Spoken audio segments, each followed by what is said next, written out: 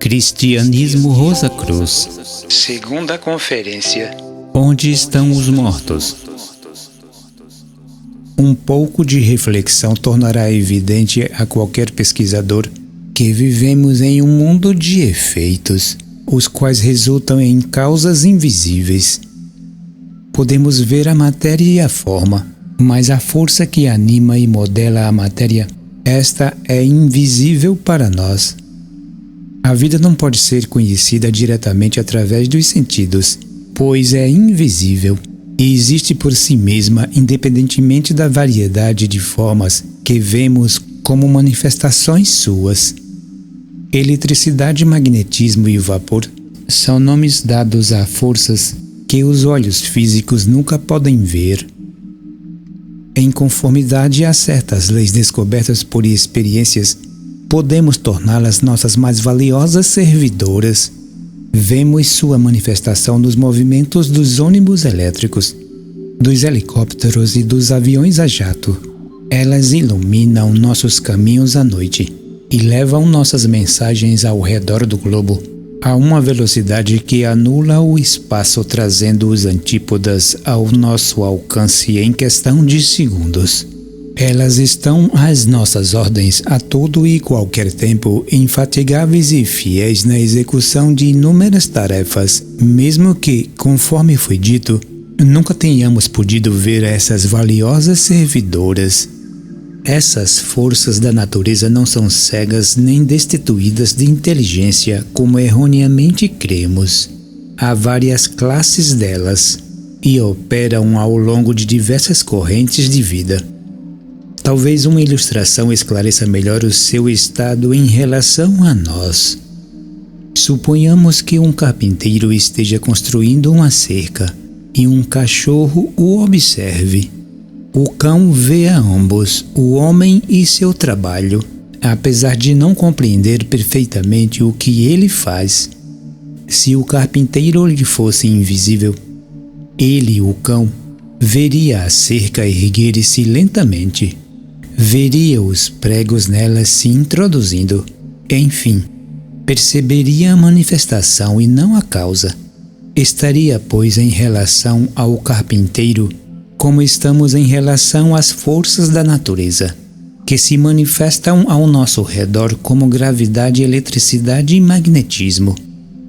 Durante os últimos séculos, particularmente nos últimos 100 anos, a ciência deu gigantescos passos na investigação do mundo em que vivemos. E o resultado tem sido o de revelar em todos os sentidos um mundo até aqui invisível. Com telescópios de crescente poder, os astrônomos vêm vasculhando o espaço e descobrindo mais e mais mundos. Com admirável engenhosidade, têm acoplado câmeras aos telescópios, fotografando assim sóis a tão grandes distâncias que seus raios nem sequer chegam a impressionar nossos olhos, só podendo ser captados através da exposição da chapa fotográfica por várias horas. Na direção do infinitesimal, a crescente perfeição do microscópio tem alcançado análogos resultados.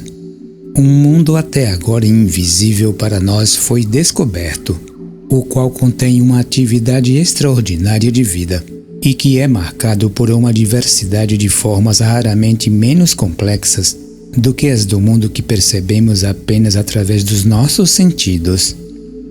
O esforço de tais pesquisas através das lentes de um microscópio é muito grande, chegando a causar fadiga aos olhos, mas aqui também a câmera empresta seu auxílio ao homem. Com os acessórios mecânicos apropriados e com projeções rápidas de luz, pode-se conseguir o registro permanente dos fenômenos microscópicos à razão aproximada de 60 negativos por segundo. Estes podem ser então ampliados e projetados sobre telas como películas cinematográficas, para também serem vistos de modo simultâneo por centenas de pessoas confortavelmente instaladas. Podemos assim ver como a seiva circula lentamente através dos veios de uma folha, ou observar o percurso da corrente sanguínea através das semi-transparentes veias das pernas de uma rã. Os vermes do queijo aparecem como enormes caranguejos cinzentos, movendo-se de um para o outro lado em busca de presas. Uma gota d'água contém uma multidão de bolas coloridas, as quais crescem e explodem, lançando de si miríades de minúsculas esferas, que por sua vez se explodem e lançam outras de si. O Dr. Bastian de Londres chegou a ver uma pequena mancha preta no dorso de um cíclope. E existem muitos em uma gota d'água, desenvolvendo-se até alcançar as proporções de um parasita, o qual passava a se alimentar do próprio cíclope. Por meio do raio-x, a ciência tem sido capaz de penetrar no mais recôndito do corpo denso do ser humano, ou quaisquer substâncias estranhas que nele possa ter se alojado eventualmente. Um mundo até aqui invisível tem se revelado aos olhos dos persistentes investigadores. Quem poderá dizer que se chegou ao fim, que não existem outros mundos no espaço além destes agora fotografados pelos astrônomos? Que não existe vida em formas mais infinitesimais do que aquelas descobertas pelos melhores microscópios de hoje? Pode-se amanhã inventar um instrumento que tenha maior alcance que os atuais e que mostre muito do que hoje ainda permanece oculto, que é o caso do telescópio James Webb. O infinito do espaço, do grande e do pequeno, parece estar além de qualquer dúvida e independe do nosso conhecimento. Considerando as maravilhosas conquistas da ciência física, existe uma característica particularmente digna de nota. Cada nova descoberta tem se efetuado através da invenção de um novo instrumento ou do aperfeiçoamento dos anteriores para ajudar os sentidos. Por essa razão, as pesquisas da ciência têm se limitado ao mundo dos sentidos, ao denso mundo físico. Os cientistas lidam com os elementos químicos, sólidos, líquidos e gases, mas não alcançam o que se encontra além desses estados de matéria, simplesmente por não disporem de instrumentos capazes disso, ainda que forçados a admitir a existência de uma matéria ainda mais sutil, a que chamamos de éter, sem a qual seria impossível explicarem a propagação da luz, da eletricidade, etc. Vemos, pois, que a ciência material reconhece indubitavelmente a existência de um mundo invisível como uma necessidade na economia da natureza. Ambas as ciências, portanto, a física e a oculta, concordam nesse ponto, e ambas buscam no mundo invisível a solução dos problemas. Diferem apenas quanto aos métodos de investigação e no crédito dado aos resultados assim obtidos. A ciência material procura explicar os problemas insolúveis só em bases puramente físicas, tais como a propagação de ondas luminosas através do vácuo, ou a semelhança das flores da presente estação com as dos verões passados. Em tais casos, ela prontamente admite algo invisível e intangível como o éter ou a hereditariedade, e se orgulha de sua perspicácia e do engenho de suas explicações. A ciência oculta afirma que há uma causa invisível na raiz de todo fenômeno visível, a qual, quando conhecida, proporciona uma compreensão dos fatos da vida mais completamente do que um simples conceito mecânico, e que essa compreensão é obtida por meio do estudo de ambos, o fenômeno relativo ao visível e ao número, ou causas subjacentes do mundo invisível. Ela, portanto, investiga os mundos invisíveis e oferece uma solução mais completa e razoável aos problemas da vida do que simples fatos científicos derivados apenas da observação dos fenômenos físicos. A ciência material admite o éter e a hereditariedade como soluções aos problemas acima, mas é incapaz de oferecer uma prova real da verdade de suas hipóteses, a não ser sua aparente razoabilidade. Não obstante, quando a ciência oculta, empregando os mesmos métodos, declara a existência do espírito, sua imortalidade, sua pré-existência ao nascimento e continuação após a morte, sua imortalidade do corpo, etc. A ciência física escarnece a fala incoerentemente de superstição e ignorância e requer provas, ainda que a evidência oferecida seja no mínimo tão satisfatória quanto a que é dada pelos cientistas sobre a existência do éter, da hereditariedade e de muitas outras ideias por eles sustentadas, implicitamente aceitas pela multidão, que, admirada, curva-se ante qualquer sentença emanada pela mágica palavra ciência. Ninguém pode demonstrar a verdade de uma proposição geométrica a uma pessoa não familiarizada com os princípios matemáticos. Por análogas razões, os fatos dos mundos internos não podem ser provados aos cientistas materialistas. Se a pessoa que ignora a matemática estudando-a, ser-lhe-á fácil ter a solução do problema. Quando o cientista físico se prepara para a compreensão dos fatos suprafísicos, ele terá a prova e ver-se-á então compelido a defender as mesmas teorias que agora combate como superstição. A ciência oculta começa suas investigações no ponto em que a ciência material cessa de pesquisar, às portas dos reinos suprafísicos indevidamente chamados sobrenaturais. Nada existe que seja sobrenatural ou inatural. Nada que possa estar fora da natureza, mesmo sendo suprafísico, porque o mundo físico é a porção menor da Terra, diferentemente do cientista materialista. Porém, o cientista ocultista não realiza suas pesquisas valendo-se de instrumentos mecânicos, mas sim do autoaperfeiçoamento. Ele cultiva faculdades de percepção latentes em todo ser humano, que podem ser despertadas mediante exercícios apropriados. As palavras de Cristo, buscai e achareis, referem-se particularmente a qualidades espirituais e são endereçadas a todos os que queiram. Tudo depende do indivíduo.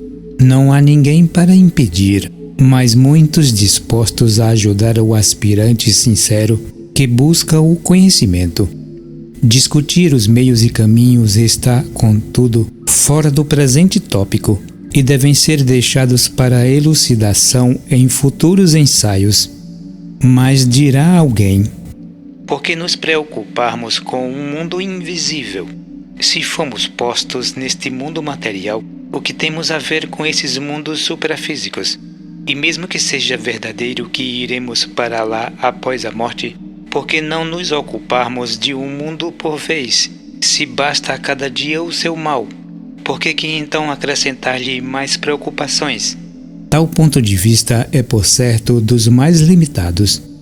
Em primeiro lugar, o conhecimento do estado pós-mortem afastaria de nós o medo de morrer, que apavora tanta gente, mesmo as pessoas mais saudáveis.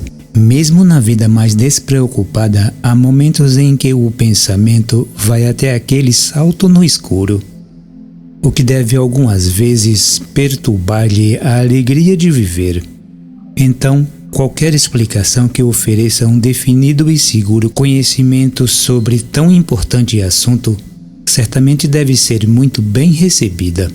Além do mais, quando contemplamos o mundo em volta de nós, vemos que existe uma lei que deve ser evidente até para os mais indiferentes: a lei de consequência. A cada dia, o nosso trabalho e condições depende daquilo que fizemos ou deixamos de fazer no dia anterior. É-nos absolutamente impossível nos desligarmos do nosso passado e iniciar outra vez.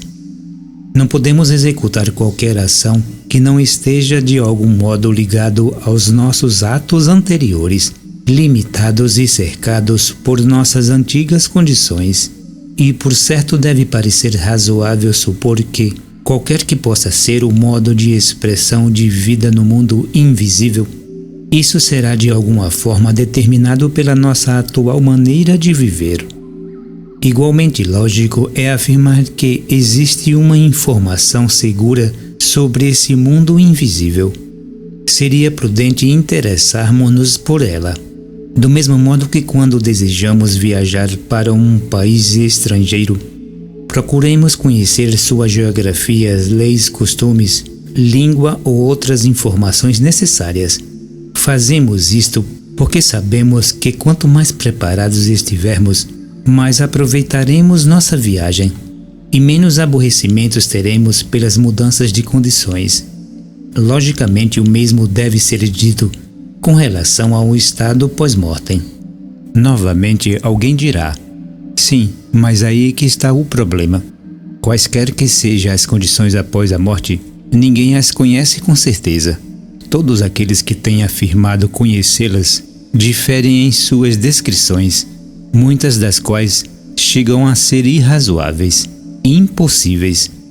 Em primeiro lugar, nenhum homem tem moralmente o direito de afirmar que ninguém sabe, a menos que seja onisciente e conheça a extensão do conhecimento de todos os que vivem. É o cúmulo da arrogância tentar julgar a capacidade mental dos demais através da estreitíssima mentalidade que geralmente tem os pretensos que fazem tais afirmações.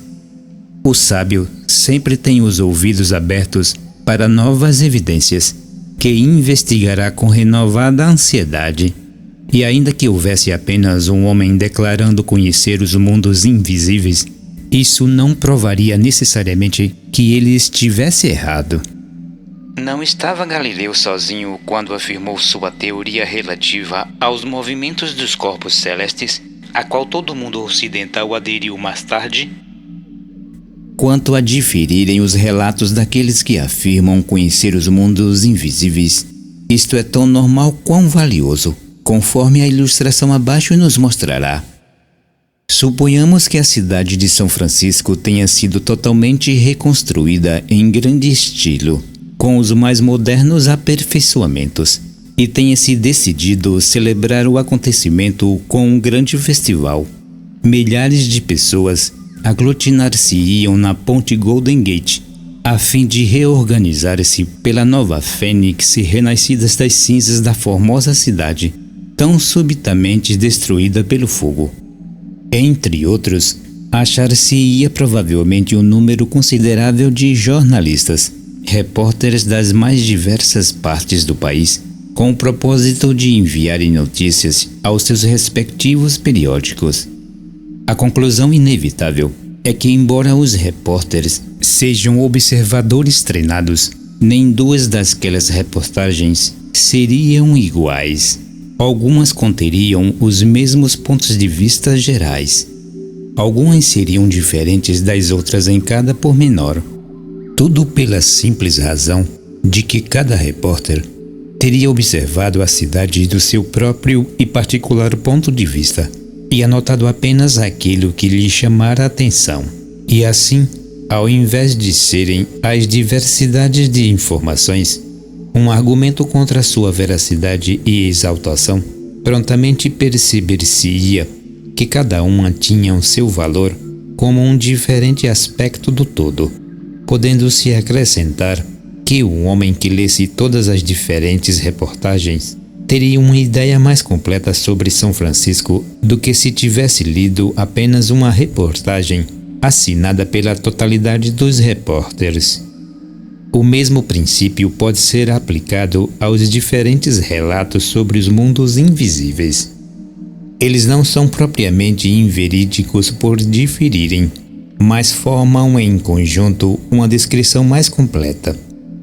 Quanto aos relatos impossíveis, suponhamos que um dos nossos repórteres de São Francisco, ao invés de observar a cidade, houvesse gasto seu tempo se divertindo, enviando depois ao seu jornal uma reportagem imaginária.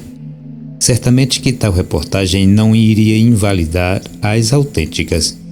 Ou suponhamos que um deles estivesse usando um par de óculos amarelo, enviasse ao jornal uma reportagem informando que em São Francisco as casas e ruas eram todas douradas. Isso, por certo, apenas mostraria sua ignorância quanto ao fato de que eram os óculos e não a cidade que tinha aquela cor, não devendo, portanto, seu relatório refletir-se em ou prejudicar a veracidade dos demais. Finalmente recordamos que, ainda que algumas coisas estejam presentemente além de nosso poder de raciocínio, isso não prova que as mesmas sejam irrazoáveis. O fato de que uma criança não possa entender raiz quadrada não constitui argumento válido contra a matemática. Em suma, os materialistas não podem apresentar nenhum argumento razoável como prova da não existência dos mundos invisíveis. Da mesma forma que um cego de nascença não pode argumentar seriamente contra a existência da luz e das cores no mundo ao seu redor. Se este recuperar a visão, poderá vê-las.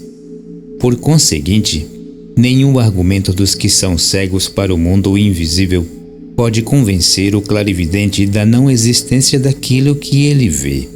Se o sentido apropriado é despertado em tais pessoas, elas também poderão perceber um mundo para o qual havia sido insensíveis até ali, ainda que tal mundo já existisse em sua volta. Da mesma forma que a luz e a cor interpenetram todo o mundo dos sentidos, quer sejam percebidos ou não, passando deste testemunho negativo da existência dos reinos suprafísicos a uma evidência mais positiva. Um exemplo tomado do cotidiano mostrar-nos-á como na natureza a matéria muda constantemente de estados mais densos para estados mais sutis. Se tomamos um bloco de gelo, temos um sólido. Aplicando calor a esse bloco, elevamos as vibrações dos átomos que o constituem, e aí ele se torna um líquido, a água. Se aquecemos a água ainda mais, se aumentamos a tal grau as vibrações dos seus átomos, ela alcança um ponto em que se torna invisível aos nossos olhos. Transformar-se-á num gás, que chamamos vapor. Assim, a mesma matéria que era visível na forma de gelo e na forma de água sai de nossa visão, mas não deixa de existir. Se a esfriamos outra vez, ela se condensa, voltando ao seu estado líquido. E prosseguindo no resfriamento, ela poderá alcançar de novo o estado sólido, como o gelo. Ainda que a matéria possa ultrapassar o alcance de nossa percepção, ela continua existindo. O mesmo se passa com a consciência. Continua existindo, mesmo que não dê nenhum sinal de existência. Isto tem sido provado nos casos em que pessoas aparentemente mortas, coração e órgãos respiratórios, sem o menor sinal de alento, no momento de serem sepultados, voltaram à vida. Tais pessoas puderam então repetir cada palavra e descrever todos os atos daqueles que as rodeavam, enquanto se achavam inconscientes. Portanto, sabendo que a matéria, que é indestrutível, pode existir em estados invisíveis e intangíveis, e que a consciência permanece alerta e até mesmo mais desperta no estado de transe do que o estado de vigília, não é razoável supor-se que essa consciência possa modelar a matéria invisível para nós e nela funcionar quando desencarna, do mesmo modo que modela a matéria deste mundo durante a vida terrena, produzindo-se assim um outro mundo de forma e consciência tão real o espírito desencarnado quanto este mundo o é aos sentidos físicos. Mesmo durante a vida no corpo denso, conhecemos e lidamos com o mundo invisível a cada momento de nossa existência. E a vida que nele vivemos é a mais importante para o nosso ser. É a base de nossa vida no mundo físico. Todos temos uma vida terrena, a qual vivemos envolvidos em nossos pensamentos e sentimentos, em meio e sob condições desconhecidas ao nosso ambiente externo.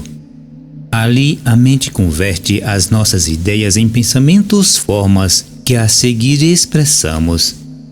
Tudo o que vemos em volta de nós, que impressiona os nossos sentidos e que denominamos real, nada mais é senão a evanescente sombra do mundo intangível e invisível. O mundo visível é a cristalização dos mundos invisíveis, da mesma forma que a dura e petra concha do caracol é a cristalização da seiva do seu corpo flácido. Além disso, assim como a concha do caracol é inerte e permanecia imóvel se o caracol não a movimentasse, igualmente os corpos vegetais, animais e humanos, sendo apenas emanações inertes do espírito invisível, seriam também incapazes de se mover, não fora a galvanização da forma pela vida latente que nele existe. Esses corpos são conservados apenas enquanto servem o propósito do espírito. Quando este os abandona, já não há nada que possa manter a forma agregada, portanto elas se decompõem. Outros sim, tudo que vemos em torno de nós, automóveis, navios, telefones, em suma, tudo que foi feito pela mão do homem é imaginação cristalizada, a qual se originou no mundo invisível. Se Graham Bell não tivesse sido capaz de imaginar o telefone, este jamais teria chegado a existir. Foi a vida interna de Fulton que concebeu e trouxe à luz o primeiro barco a vapor, muito antes dele se concretizar no visível Clermont. Quanto à realidade e continuidade das coisas do mundo invisível, isto chega a ultrapassar as condições visíveis no mundo físico que julgamos erradamente ser o máximo da realidade. Costumamos considerar nossas imagens mentais e idealizações ainda menos reais do que uma miragem. A elas nos referimos superficialmente como simples pensamentos, ou apenas uma ideia, quando na verdade elas são as realidades básicas de tudo que vemos neste mundo. Uma ilustração esclarecerá melhor o assunto. Quando um arquiteto deseja construir uma casa, não requer de início que sejam logo levados ao local da construção o madeirame e outros materiais, nem contrata trabalhadores e ordena-lhes começarem imediatamente a erguer a habitação.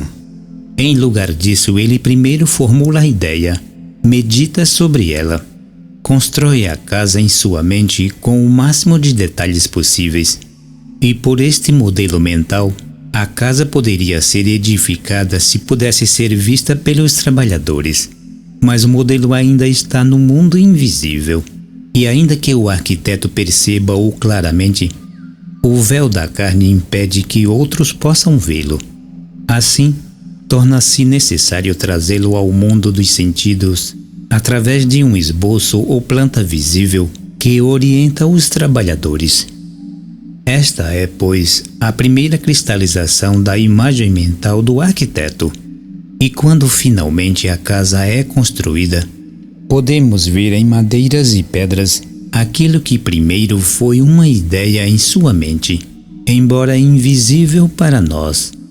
Quanto à relativa estabilidade da ideia e da casa construída, uma em relação à outra, é claro que a segunda pode ser destruída por dinamite ou por outro processo, mas a ideia na mente do arquiteto nem ele próprio é capaz de destruí-la, podendo-se assim utilizá-la novamente para construir outra casa idêntica àquela em qualquer tempo, e enquanto viva o arquiteto. Mesmo depois da morte deste, a ideia pode ainda ser encontrada na memória da natureza, por quem quer que esteja habilitado a tanto, pois não importa quanto tempo tenha sido ali impressa, a ideia jamais se perde ou é destruída.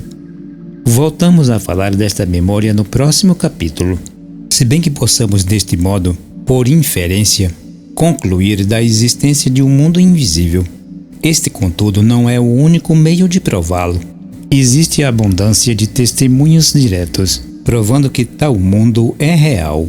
São testemunhos de homens e mulheres de indescritível integridade, cuja veracidade e exatidão jamais foram postas em dúvidas em qualquer outra área, os quais atestam que esse mundo invisível é habitado por aqueles a quem chamamos mortos, que ali vivem na posse plena de suas faculdades mentais e emocionais, e vivendo sob condições tais que suas vidas tornam-se tão verdadeiras e proveitosas quanto as nossas, talvez até mais. É possível demonstrar que pelo menos alguns deles alimentam considerável interesse pelos assuntos do mundo físico. Bastam para isso 2 exemplos dos mais conhecidos do mundo inteiro. Primeiramente, o testemunho de Joana d'Arc, a donzela de Orleans, que lhe falavam e guiavam. Consideremos sua história e vejamos se esta vida estampou ou não a verdade. Moça pura, simples e sem sofisticação, pouco mais que uma criança, saíra ela de sua cidadezinha natal até encetar sua missão. Era extremamente tímida, receosa de desobedecer seu pai. Contudo, às vezes imperiosas, levaram-na à inusitada audácia de contraí-lo e sair em busca do rei da França. Após muitas dificuldades, mas constantemente guiada pelas vozes, foi-lhe finalmente assegurada uma audiência com o rei. Quando ela entrou, o rei encontrava-se numa roda de cortesões e, sentado no trono, via-se apenas um vulto disfarçado, um boneco. Todos esperavam vê-la confundida, pois ela jamais havia visto o rei. Contudo, guiada pelas fiéis vozes, Joana d'Arc caminhou relutadamente até ele e saudou. Então conseguiu convencê-lo da autenticidade de sua missão, sussurrando-lhe ao ouvido um segredo por demais íntimo e que só ele conhecia. Como resultado dessa prova, o comando do exército francês foi tirado das mãos de experientes generais que haviam sido derrotados pelos ingleses em todas as batalhas e entregue a essa criança, que nada sabia de estratégia militar. Ainda que orientada por seus invisíveis guias, conduziu as tropas francesas à vitória. Seu conhecimento da tática militar era movido de constante admiração de seus companheiros, mas por si só fora uma prova da orientação que ela afirmava receber. Depois foi presa e sujeita a anos de sofrimentos, torturadas e ameaçadas da parte de seus cruéis perseguidores, visando fazê-la confessar que não houve vozes. Porém, os arquivos que estão registrados seus numerosos julgamentos mostram em suas respostas uma tal singela de mente, uma tal inocência e honestidade de fato inigualáveis nos anais da história, ao ponto de confundir seus juízes em cada um desses julgamentos. Nem a morte na fogueira pôde fazê-la adjurar a verdade que conhecia. E até hoje seu testemunho sobre as vozes orientadas do mundo invisível permanece inabalável, selado com seu sangue. Esta mártir da verdade foi recentemente canonizada pela mesma igreja que a condenou à morte. Oh sim, poderia alguém ponderar, mas ainda que não pairem dúvidas sobre sua honestidade, ela não era mais que uma simples camponesa, inconsciente, portanto, de que sofria alucinações. Estranhas alucinações aquelas que a capacitaram a distinguir sem hesitação o rei, que nunca vira antes, a sussurrar-lhe um segredo só dele conhecido, e a descrever em minúcias as batalhas que estavam sendo travadas a muitas milhas de distância, corroborado mais tarde pelos que delas haviam participado. Mas passemos ao segundo testemunho, que de nenhum modo relaciona-se com uma mente simples. A esse respeito, Sócrates foi a perfeita antítese de Joana d'Arc, porque foi a mais penetrante inteligência, a maior mentalidade que já conhecemos, inexcedível até os dias de hoje. Este também selou com sangue seu testemunho sobre uma voz guia do mundo invisível, e podemos considerar evidente por si mesmo o fato de que essa voz devia ter sido extraordinariamente inteligente, caso contrário não teria sido capaz de aconselhar tão grande sábio quanto Sócrates. Afirmar que ele era louco ou sofria de alucinações seria totalmente impróprio, porque um homem como Sócrates, que abordava todos os assuntos com tanto equilíbrio, está acima de qualquer suspeita nesse particular, de forma que o mais razoável é reconhecermos que existe muito mais coisas no céu e na terra que individual ou coletivamente desconhecemos, e então passarmos a investigá-las. Com efeito, isto é justamente o que a maior parte das pessoas avançadas estão fazendo em nossos dias, convencidas de que é tão tolo ser-se demasiado cético para investigar, quanto ser-se demasiado crédulo para tomar como artigo de fé tudo quanto se ouve. Somente informando-nos de modo apropriado é possível chegarmos a uma conclusão digna de nossa condição humana. Não importa o caminho pelo qual nos decidimos. Reconhecendo esse princípio e a grande importância do assunto, fundou-se há mais de um quarto de século a Sociedade de Investigações Psíquicas, a qual conta entre seus membros as mais brilhantes inteligências de nosso tempo. Elas não pouparam esforços para separar a verdade do erro em milhares de casos que lhes foram apresentados. E, como resultado, o presidente da sociedade, Sir Oliver Lodge, um dos mais proeminentes cientistas da nossa época, declarou ao mundo, há alguns anos atrás, que a existência de um mundo invisível, pelos que chamamos mortos e que tem o poder de comunicar-se com este mundo, foi estabelecida acima de qualquer equívoco em tão grande número de casos que não deixa margem a qualquer dúvida. Vindo essa afirmação de um dos maiores cientistas modernos, que alguém que aplicou em seus estudos psíquicos uma mente burilada pela ciência e que mantinha-se sempre muito bem prevenido contra qualquer engano ou farsa. O testemunho acima deve merecer o mais profundo respeito de todos aqueles que buscam a verdade.